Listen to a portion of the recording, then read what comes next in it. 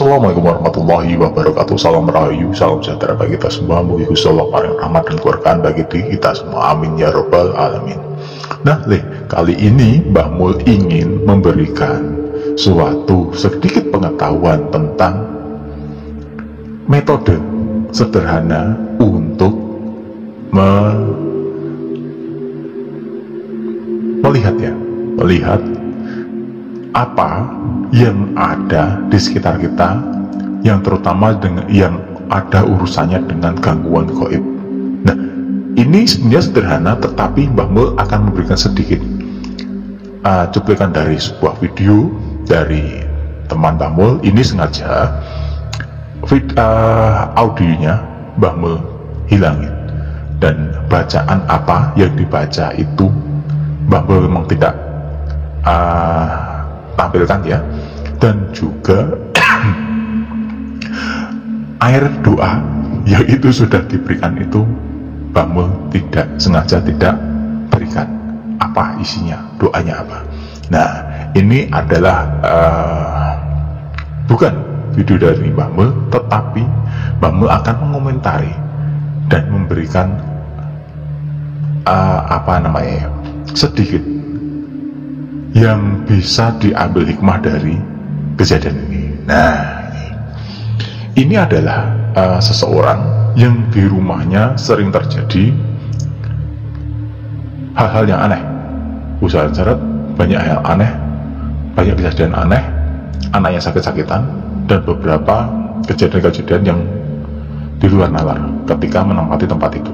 Nah, terus si yang punya rumah ini datang ke seseorang yang ahli spiritual, diberikan media berupa air yang sudah didoakan. Nah, terus ibaratnya diberikan petunjuk untuk disebarkan di beberapa titik. Nah, nanti akan terlihat reaksi. Nah, salah satu reaksinya adalah muncullah hewan yang tidak umum di situ ada, yaitu luwing ataupun kaki seribu yang besarnya kalau di daerah itu tidak ada, benar-benar tidak menemukan luwing atau kaki seribu yang sebesar itu, sebesar telunjuk, panjangnya hampir 2 kilan ya itu panjangnya segitu itu, dan besarnya luar biasa. Padahal di tempat itu walaupun ada, paling kecil sebesar pentil atau sebesar karet itu ya, paling sebesar itu saja, tidak pernah sebesar itu. Nah, singkat cerita, di dalam panduannya oleh sang ahli spiritual, air itu dipercikan di 4 sudut dan titik belakang rumah ya, yang menjadi pusat dari dikatakan sebagai pintu masuk. Nah, pintu masuk itu ternyata muncul hewan itu, kaki seribu itu ya, atau luwing. Nah, itu. Nah, dari situ terjadi keanehan. Nah, keanehan ini karena dibacakan. Nah, ini nanti dibacakan. Bacaan itu apa? Nah, Mbah Mul juga tidak akan memberikan ya, karena nanti takutnya jadi kontroversi bacaan itu. Dan ternyata luwing itu bereaksi, dia berhenti seperti menahan sesuatu dan akhirnya berhenti. Setelah itu apa yang terjadi? Beberapa saat luwing itu hilang, terus muncul lagi dan pindah tempat. Nah, itu. Nah, kita ambil hikmahnya dari kejadian ini. Pertama, apapun yang dibuat oleh makhluk yang tidak kasat mata, baik disengaja atau tidak, baik karena kita ataupun karena orang lain ataupun karena unsur lain seperti dikirim ataupun dipasang di tempat itu semua bukan karena kehendak kita. Kita menempati tempat itu tentu saja harus kulon nun itu juga dengan yang tampak atau sesama manusia yang menempati kanan kiri lokasi itu, dan juga kulon ataupun permisi kepada yang tidak kelihatan. Kulonon ini dalam arti bukan nyembah loh ya, bukan kita takut loh ya, tetapi adalah wujud penghormatan kepada antar penghuni alam.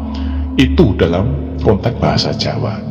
Nah, terus setelah itu kita tidak tahu makhluk yang di dunia ini juga punya Tuhan, ataupun punya pangeran, ataupun punya yang menghidupi makhluk itu. Nah, kita juga harus waspada, menghargai, bukan kita membasmi. Jangan kita saling membenci. Intinya seperti itu. Makanya kita tidak boleh asal-asalan jika kita berada di tempat. Tidak boleh semena-mena. Benar, manusia itu adalah sosok paling sempurna, ciptaan Gusti Allah paling sempurna, tetapi tidak harus kita semena-mena. Nah, itu yang perlu dicatat gitu ya. Nah, terus nanti di tempat itu biasanya tanpa harus memakai media air pun sering kita ibadah karena lillahi ta'ala ya, karena Tuhan, bukan karena makhluk ya.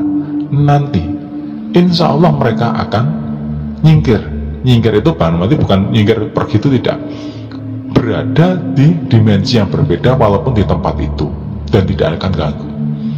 Kalau nyingkir berarti kan terganggu, dia akan berpindah tempat. Tetapi jika merasa tidak terganggu dan cocok dengan diri kita karena sesama kaulaning Gusti ataupun hamba dari Allah, hamba dari seorang hamba dari sang penguasa hidup, maka dia akan berpindah alam, berpindah dimensi, dan tidak akan mengganggu manusia walaupun posisinya tetap di situ. Nah, kadang-kadang jika kita punya anak kecil terganggu, yang disalahkan juga itu. Kita punya usaha seret, dilihat oh ada sosok ini, dipikir yang ganggu itu, padahal ya tidak. Nah, terus diupayakan upaya kayak tadi nih. Nah, sebenarnya ya kalau ada sesuatu, ada aksi, ada reaksi, pasti bereaksi karena memang kita beri suatu hal yang sifatnya penangkal, seperti air doa tadi. Keluar iya, tetapi ya itu tidak benar. Cukuplah Gusti Allah ini sebagai penolongmu, cukuplah Tuhan ini sebagai sesembahanmu. Dekatlah dengan Sang Maha Hidup, perbanyaklah ibadah, dan nantinya kita sesama makhluk di dunia ini akan merasakan apa yang namanya hidup damai tanpa saling ganggu. Gesekan itu biasa karena kita hidup di alam dalam satu lingkup yang bersama, tetapi dalam alam yang berbeda. Nah, yang penting tidak ada saling ganggu secara hakiki. Hakiki dalam arti adalah mengganggu secara kerezekian, mengganggu secara fisik, dan akhirnya menjatuhkan satu sama lain. Wassalamualaikum warahmatullahi wabarakatuh.